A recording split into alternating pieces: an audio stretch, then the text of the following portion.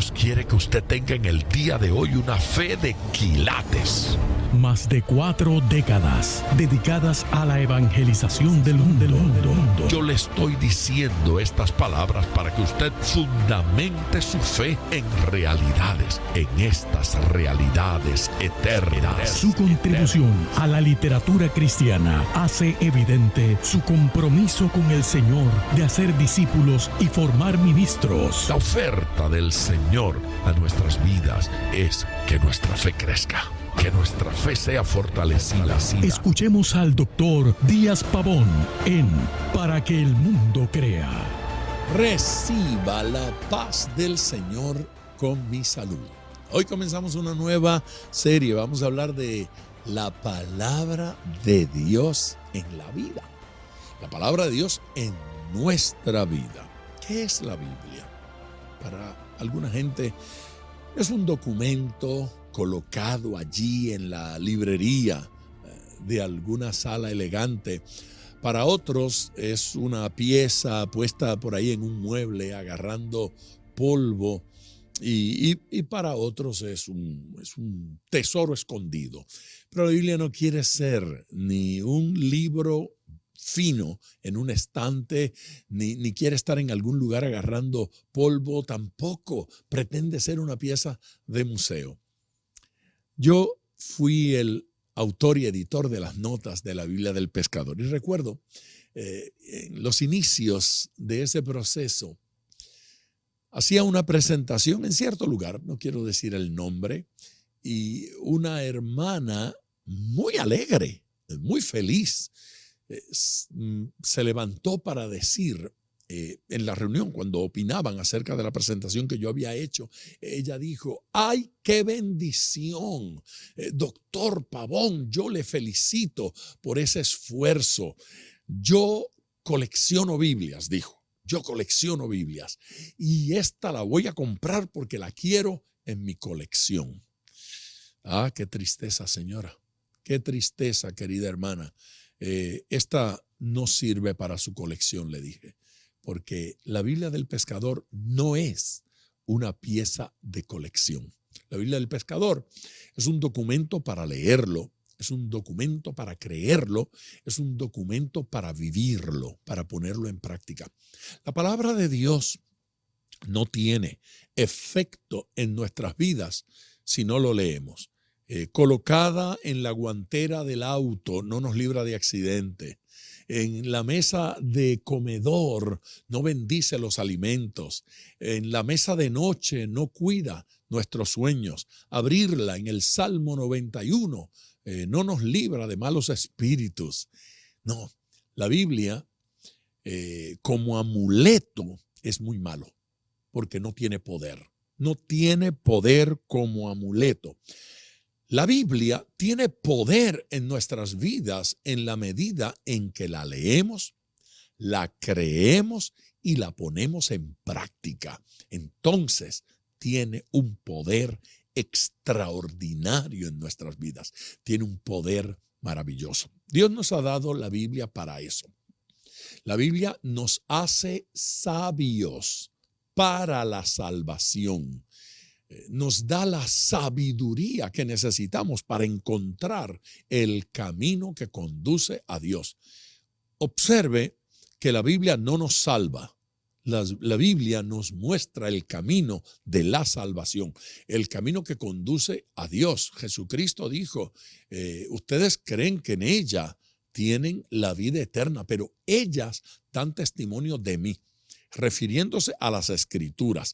Las Escrituras dan testimonio de Jesús. Las Escrituras son un rótulo en la avenida que señala hacia allá es el camino, hacia allá es Cristo, hacia allá se camina, hacia la salvación, hacia allá se camina, hacia la bendición, hacia allá se camina, hacia el plan y el propósito de Dios.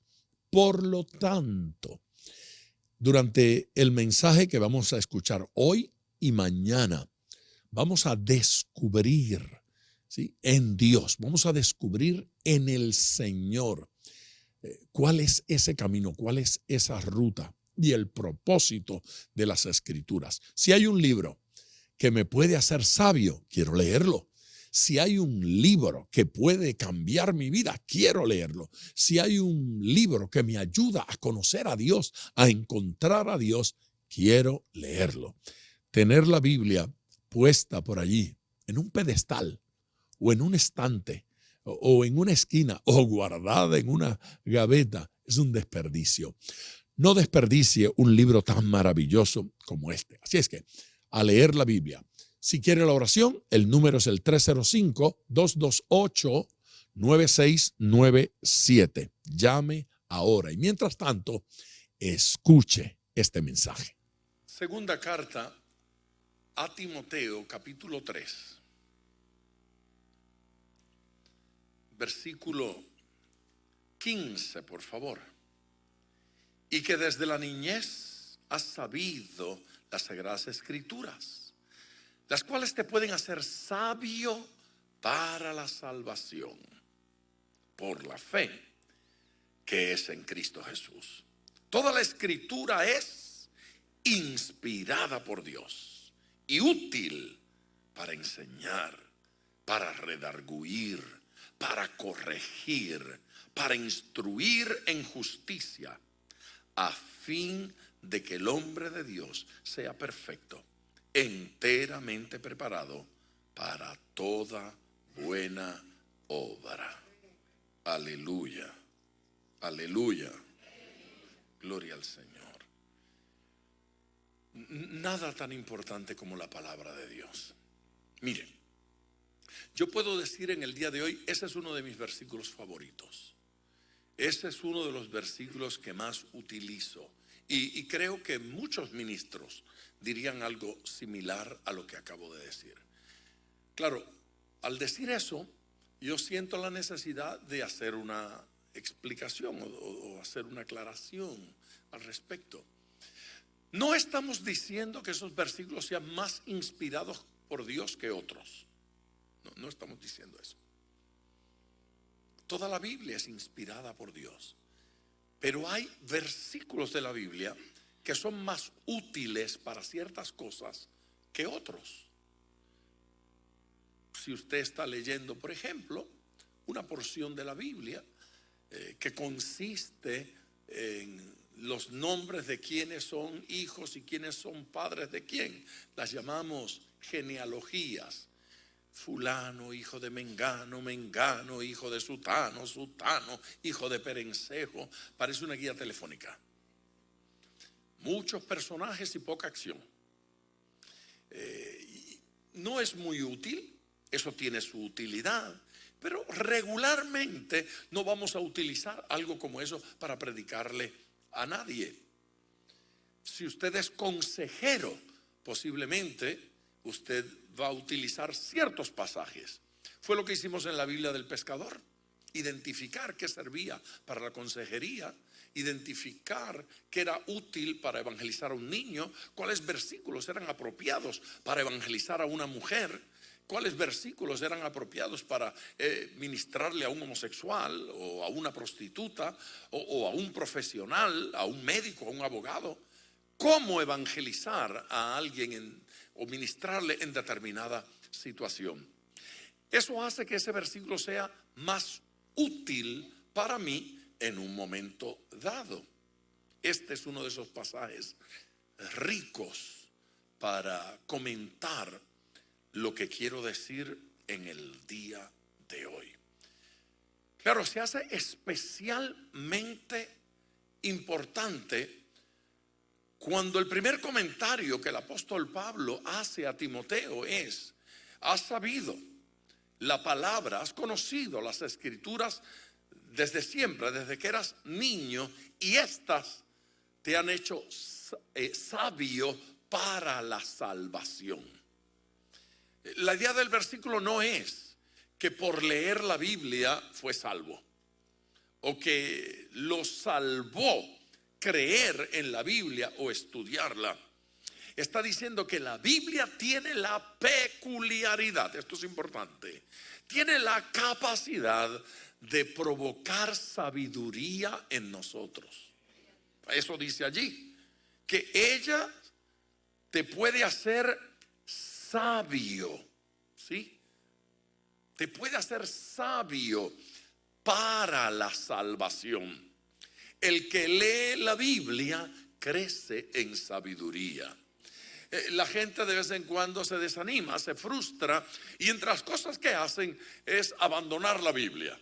Están molestos con Dios, ya no oran. Están incómodos con Dios, ya no adoran. Están incómodos con Dios, tiran la Biblia, dejan de congregarse, abandonan esas prácticas que el Señor nos enseñó. El resultado: si no leo la Biblia, no crezco en sabiduría, no maduro, no comprendo. Hay gente que pasa la Biblia en la iglesia porque es su costumbre ir a la iglesia. Fue mi costumbre ir a la iglesia. Fue mi costumbre ir a los cultos. Fue mi costumbre llegar a las reuniones cristianas. Mi papá y mi mamá no acostumbraban ir a la iglesia, pero ellos me enviaban todos los domingos. Estaban atentos que llegara un van de la iglesia. Llegaron a buscarte, así que alístate y sal. Y yo me tenía que ir a la iglesia. Qué bueno que hicieron eso. Amén. Así es que la Biblia se convirtió en algo importante para mí, pero no la leía. Pero era importante. Si alguien tocaba mi Biblia, yo lo miraba mal. Y si alguien insultaba la Biblia, yo peleaba. Si alguien hablaba mal de ella, o si yo tenía la Biblia y alguien se le sentaba encima, yo iba para allá a reclamarle: oye, levanta, esa es mi Biblia. Yo me iba a los campamentos y metía la Biblia en la mochila para ir al campamento. Yo iba a la playa, yo metía la Biblia con mis cosas. Para todas partes yo me llevaba la Biblia, nunca la abría.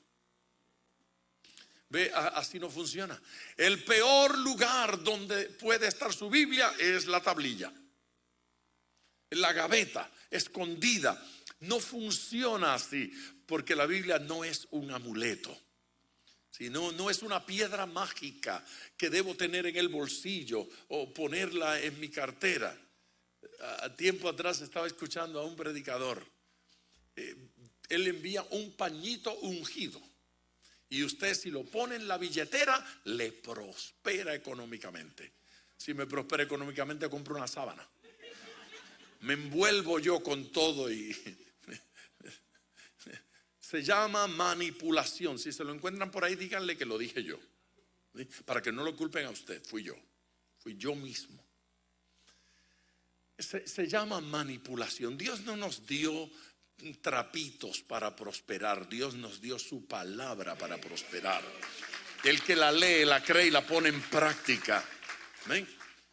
Y todo lo que haga prosperará. Dios lo va a prosperar. Dios va a prosperar nuestra vida.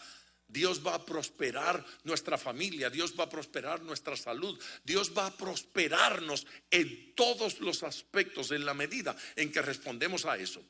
Pero ahora estamos hablando de hacernos sabios. Dios nos hace sabios a través de su palabra. Claro, el hombre moderno no quiere que Dios los haga sabios a través de la palabra. No, el hombre del siglo XXI ya sabe utilizar muy bien el microondas. Entonces él sabe que no tiene que esperar 3 horas en lo que los frijoles se ablandan, ni tiene que esperar 3 horas que la estufa termine su efecto en la carne. La mete al microondas y eso ocurre rápido. Pero la vida no es de microondas. Ve, usted no puede quedar embarazada hoy y parir pasado mañana un niño de microondas. ¿No lo han inventado? Hay que esperar 9 meses. Si alguno tiene prisa, hasta 7 mesinos, y hay casos excepcionales.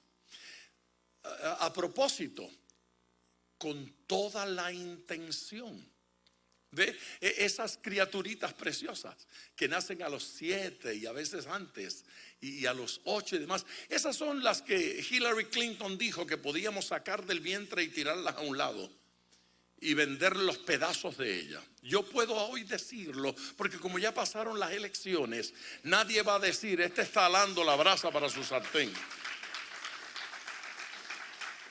A mí me avergüenza cuando un candidato a la presidencia de este país se atreve a proponer una inmoralidad como esa.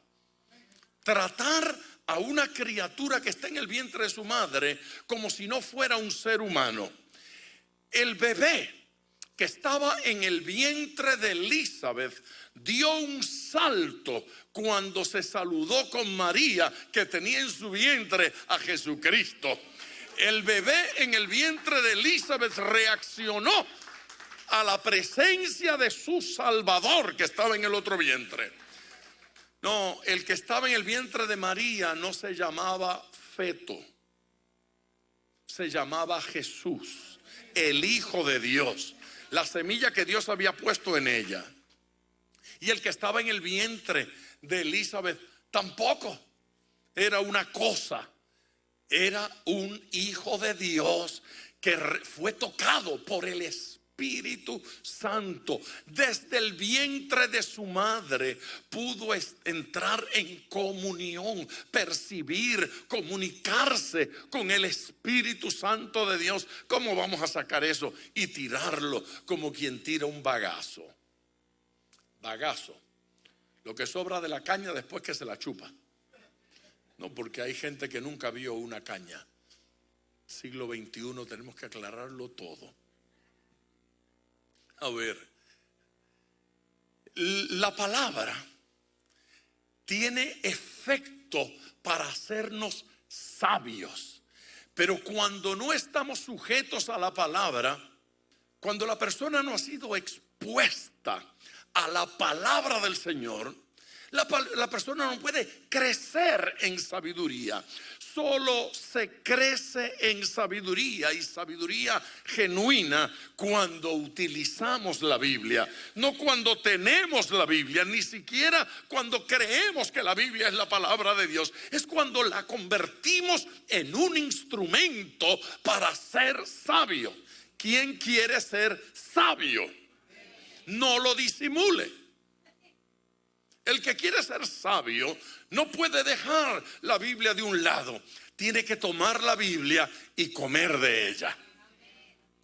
Yo llegué ayer de Puerto Rico, anoche. Llegué de Puerto Rico porque tuve que ir a Puerto Rico de emergencia. Tuve que ir allá porque la madre de un pastor amigo, el pastor Emérito González, partió con el Señor, y yo tuve que viajar de emergencia para estar en el velorio, en el culto funeral, y predicar allí. Claro, vine anoche para estar en este culto, y esta tarde tomo otro avión y vuelvo a Puerto Rico, porque mañana tengo una campaña en una ciudad que se llama Barranquitas, en Puerto Rico, en la cordillera central, la mejor parte de Puerto Rico, allá arriba en la cresta de la cordillera. Allí voy a estar predicando con los jíbaros genuinos. El tema es que cuando estaba en este culto funeral, la familia se me acercó, vinieron a saludar. Ella tenía 8 hijas y 2 hijos, y estaban allí todos, las 8 hijas, y todo el mundo tenía algo que decir. Dijeron cosas preciosas, y una de las hijas me trajo una Biblia y me dijo: quiero que utilice esta hoy. Y yo la miré, y es una Biblia de lo más fea y deteriorada que yo he visto en mi vida.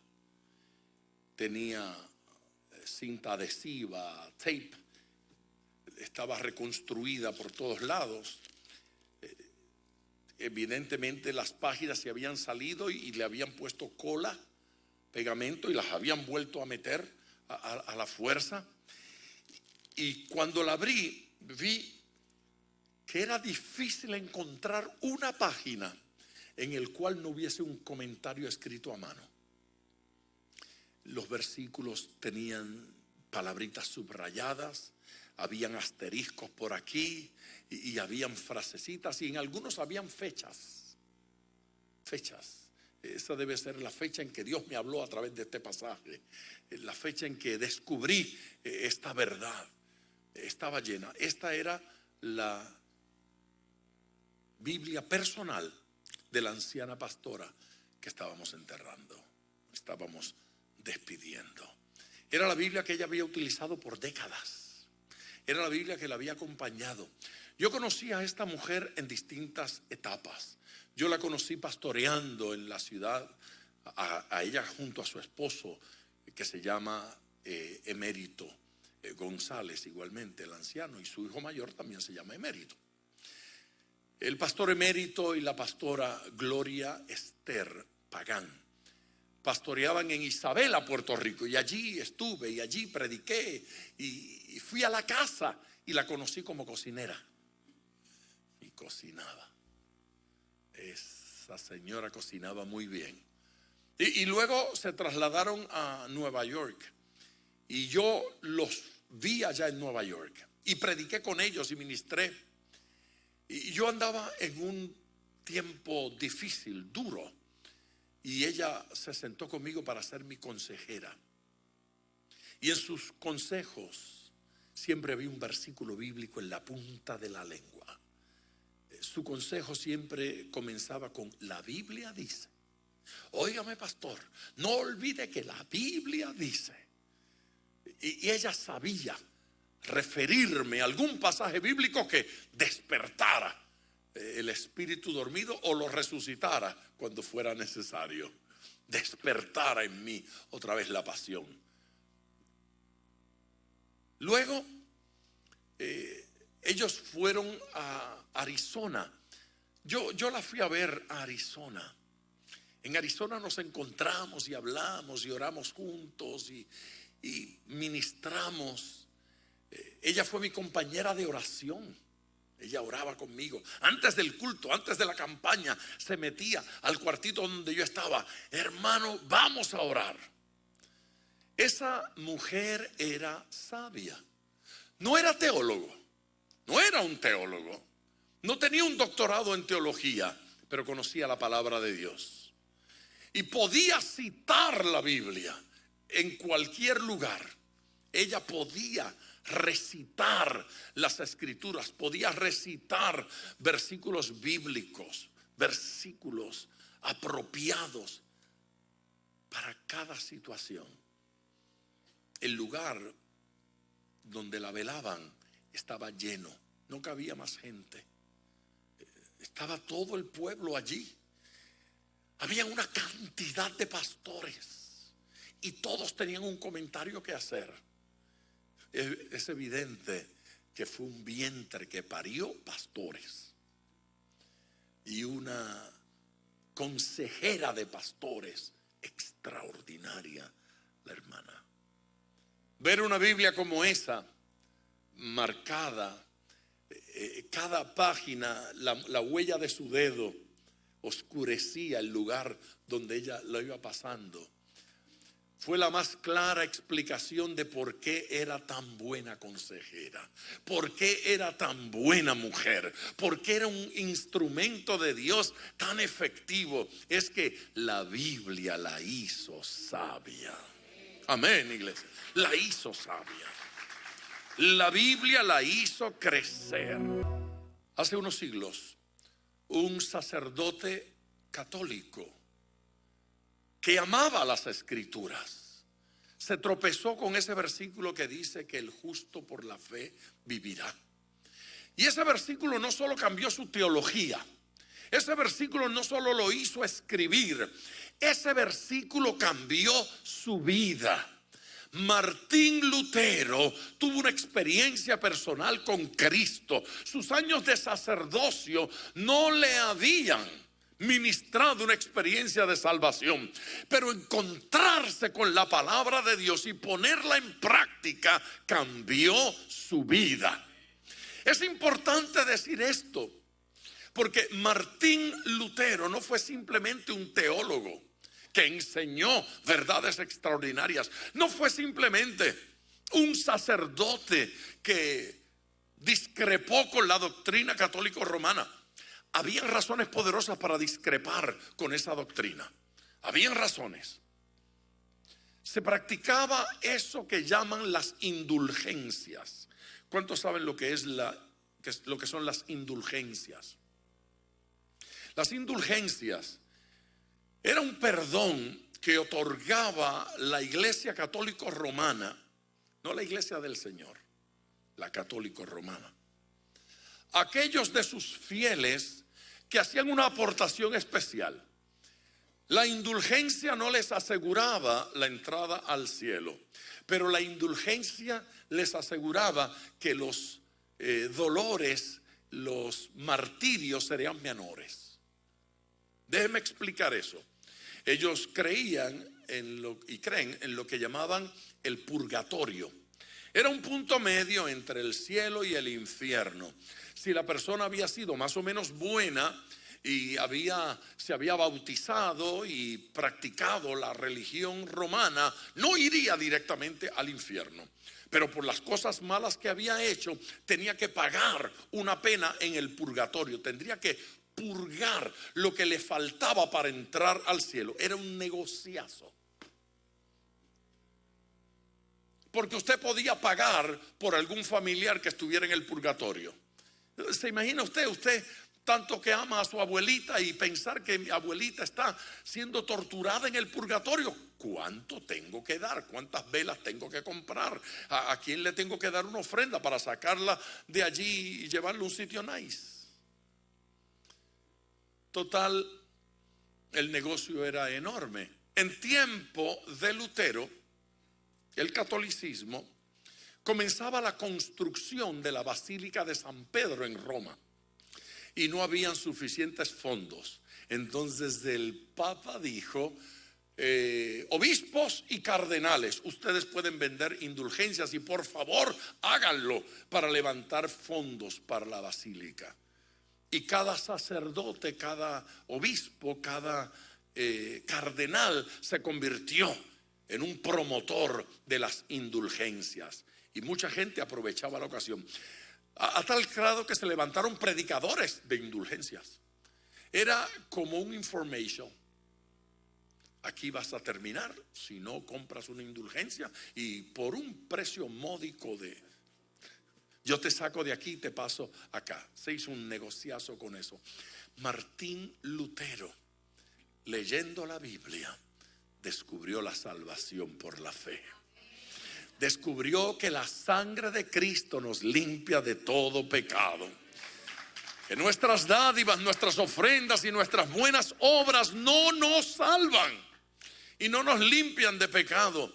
La indulgencia, la idea de un purgatorio, es negar la verdad escritural de que Jesucristo dio su vida en la cruz del Calvario para que seamos salvos y que la sangre de Jesucristo nos limpia de todo pecado. Aleluya. Nos limpia. No deja en nosotros ni rastros de pecado. La sangre de Cristo tiene un poder de limpieza tan profundo, que no quedan huellas en nuestra vida de lo que el pecado dañó en nosotros. Su sangre nos limpia de todo pecado.